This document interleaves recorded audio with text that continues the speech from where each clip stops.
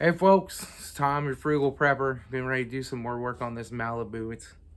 It's cold in Ohio here lately, so I haven't done much. How are you doing today? It's a fine Sunday morning in Ohio. It's actually going to be a pretty day today, but I think it's going to be kind of cold, but it might warm up a little bit. I don't know. I don't know.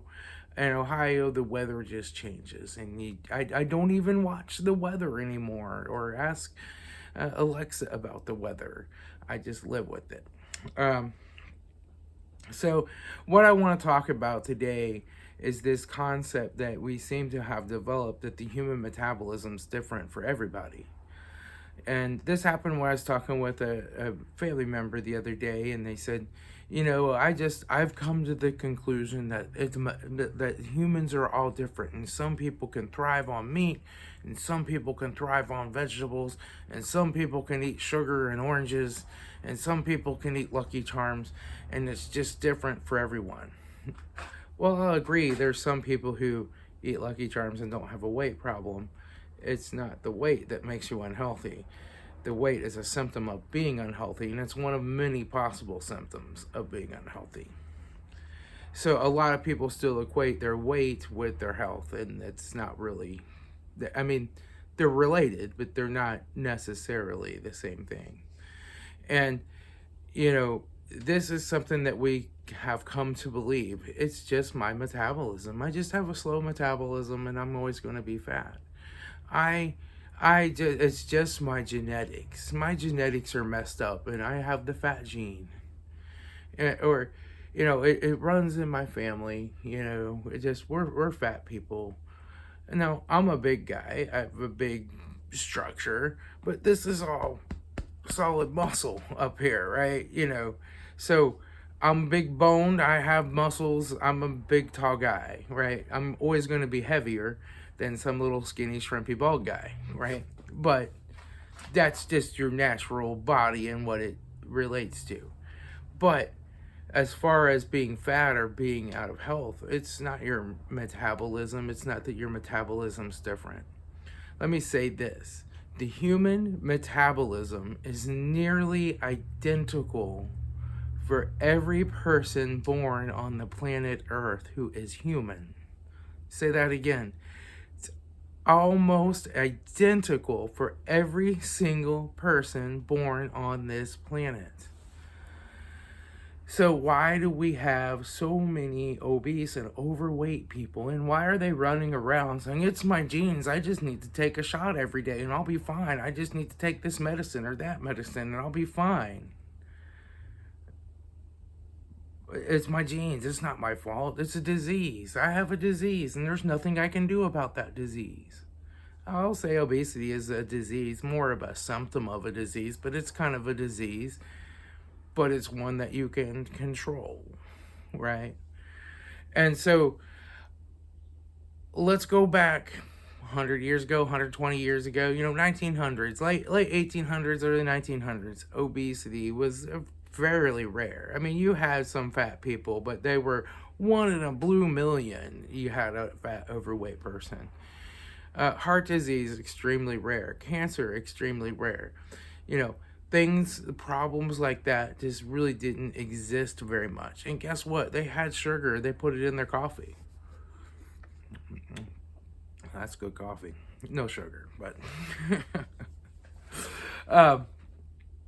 so what?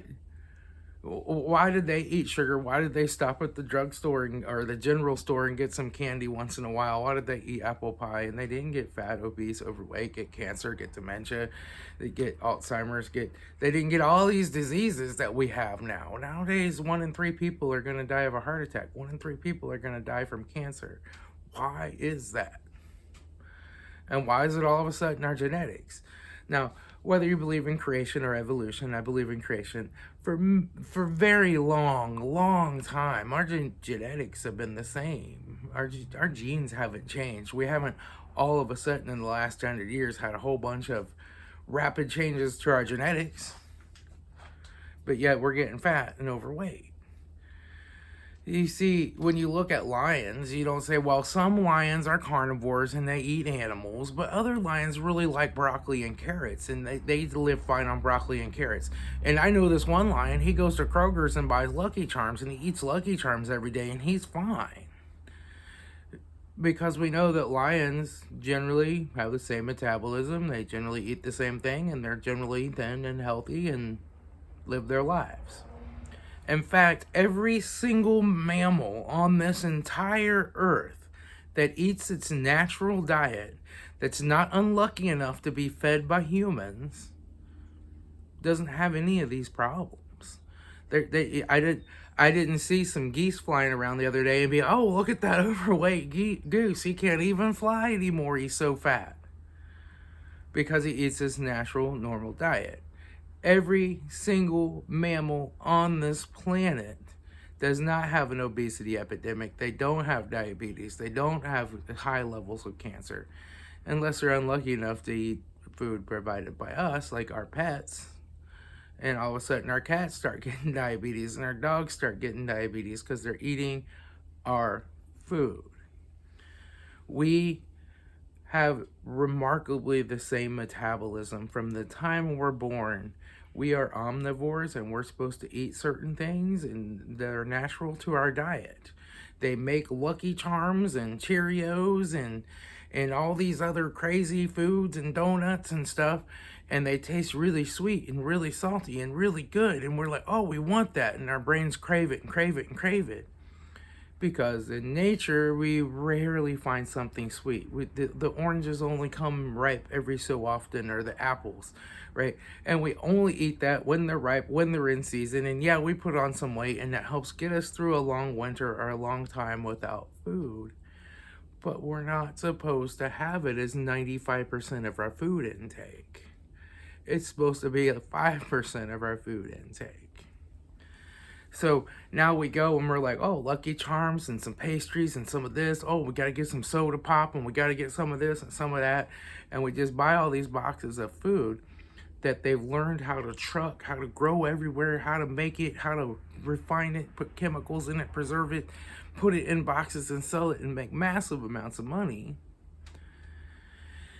And we get sick from eating that constantly. Now, it's not that we can't, as humans, handle sugar. We have a remarkable ability to adapt to what's available for us to eat and stay perfectly healthy on it. We can eat lots of sugar, lots of fructose, lots of fruit. We can remain healthy on that for a very long time. We can eat lots of meat and stay very healthy on that for a very long time. We can eat vegetables and stay very healthy on them for a very long time. Right? But we're not supposed to eat sugar all the time, right? But we can remarkably adapt to it. We make insulin, we store that fat, then we don't eat, we burn that fat. And our bodies can adapt to running on ketones, ketosis, sugar. It's highly adaptable. We did not have an obesity epidemic 120 years ago, right? But we do now. I think there's some primary reasons for that. Number one is seed oils. Seed oils hurt your metabolism. So when you're eating fries and Lay's potato chips and all of these things all the time, you're not just getting the carbohydrates, you're getting seed oil. You're getting the peanut oil, the canola oil, the soybean oil, all that stuff that is made with. They put it in their bread. They put it in everything. Seed oils really poison your cells and really do break down your metabolism. And they cause your metabolism to stop being able to react to insulin and store energy in those cells to be used and store that fat away as fat. And you start getting fatter and fatter because you're eating more and more carbohydrates, and it just turns into this vicious circle. Getting rid of the seed oil solves a lot of that because you burn 95% of the energy. I don't know if it's 95, but it's 90+% of the energy you burn. You just burn it laying in bed, running your brain and your internal organs. only a little bit of that energy counts from the exercise that you do. That's hardly any of the energy you use is from exercise. It's from just staying alive, from breathing. But when you do put on extra weight, you have to carry that weight around to do more exercise. You build more muscles, you burn more energy carrying the weight around. And eventually, on a normal diet, if you ate a bunch of oranges because the oranges were in season and you put on 20 pounds, you're going to be carrying 20 pounds around with you, doing more work. You're going to lose that 20 pounds even faster, right? So it's not, that's not normal, right? And to just eat bowls of Lucky Charms every day and get fat, or eat tater chips and eat pizza and eat cheeseburgers from McDonald's, eat this, eat that, and just keep eating all that food all the time really does make you sick over time. Okay? So the human metabolism is in different stages for every person. They've damaged it with seed oils and bad foods and bad choices for so long. They're diabetic, pre-diabetic, or not even diabetic yet, but everybody's metabolism is in a different state of health. That's why the carnivore diet works almost immediately for some people. Other people, it takes 6 months, it takes a year to really get into the groove of it. The carnivore diet's a great way to heal your metabolism, but clean keto, low carbohydrate is also great. Get rid of the seed oils. Get rid of the high fructose corn syrup. Get rid of all the crappy preservatives in your food. And you'll start to feel better and your metabolism will start to heal. And then you'll find you can eat natural carbohydrates again, probably, and not put on any weight. Because you have a healthy human metabolism that's eating a natural diet. The problem is that we've taken our food and we've just learned how to refine it. And we've learned to trigger those things that our brains crave, the sweetness, the saltiness, the, whatever, with chemicals instead of the actual foods that taste that way, that are naturally available at a time when they're normally available. And we just haven't done that in the past. And that's why we've just seen since the 1920s, since they started feeding us the seed oils and stopped using them for machinery, because they are made in a factory with petroleum products and they're really bad for you, right? So as they've started to increase those, we've started to get sicker. And then they were like, oh, canola oil is heart healthy. Don't die of a heart attack. Eat canola oil. And everybody thought, I'm going to eat low fat and eat canola oil. It's better for me. And we saw heart disease and cancer and diabetes absolutely blow up off the charts through the 80s and 90s.